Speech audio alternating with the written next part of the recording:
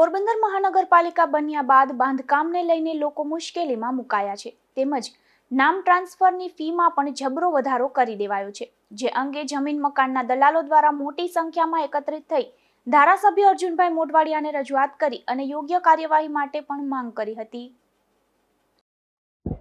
હું અત્યારે નવગણભાઈ પોરબંદરનો રહેવાસી. હાલ જે પોરબંદર નગરપાલિકામાંથી મહાનગરપાલિકામાં જે તબદીલ થયું છે ત્યારથી પોરબંદરની પ્રજાને આમ જોઈએ તો સુખાકારીની જગ્યાએ દુખાકારી જેવું પરિવર્તન થયું છે.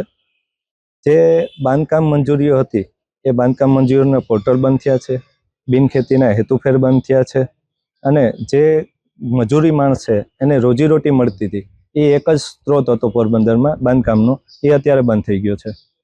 એટલે અમે આજે પોરબંદરના માનનીય ધારાસભ્ય શ્રી અર્જુનભાઈ મોઢવાડિયાને એક ધ્યાને વાત દોરવા માટે આવ્યા છે કે હાલ જે આ પોરબંદરની પ્રજાને તકલીફો પડી રહી છે, એક તો બાંધકામ મંજૂરીઓ બંધ હોવાને કારણે કડિયા કામ, કલર કામ જેવા અનેક અને સાથે દુકાનદારોનો પણ ધંધો બંધ થઈ ગયો છે.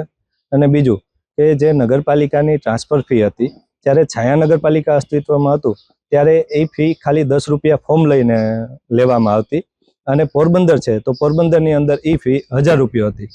ત્યારે આ નામ ટ્રાન્સફર છે એ મિલકત ધારક પોતાનું નામ ખાલી જે નગરપાલિકા જે એની પાસેથી ટેક્સ વસૂલે છે કે સફાઈ વેરો છે કે પાણી વેરો છે તો એનું તબદીલ કરવા માટે થઈને ત્યાં નામ ચોપડે લે છે. એની કોઈ મિલકત નામે ટ્રાન્સફર નથી કરી દેતા કે જ્યાં મહાનગરપાલિકા દ્વારા 1% જેવી ફી લેવામાં આવે છે. જંત્રીના ભાવ વધારાના હિસાબે એક તો મિલકતના ભાવ 25 થી 50 લાખ જેવી થઈ છે.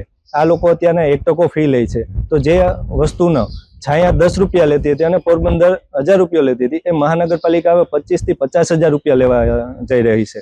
તો આ એક પ્રજા માટે ખોટું ભારણ છે, પ્રજાનું એક આખી લૂંટ કહેવાય. એટલે આ બાબતે અમે ધારાસભ્યશ્રીને ધ્યાન દોર્યું છે કે મિલકતો અવારનવાર ટ્રાન્સફર થતી રહેતી હોય તો આવી ફી ન હોવી જોઈએ. આની જગ્યાએ સામાન્ય જે 1000 રૂપિયા જે હતી એ યોગ્ય છે.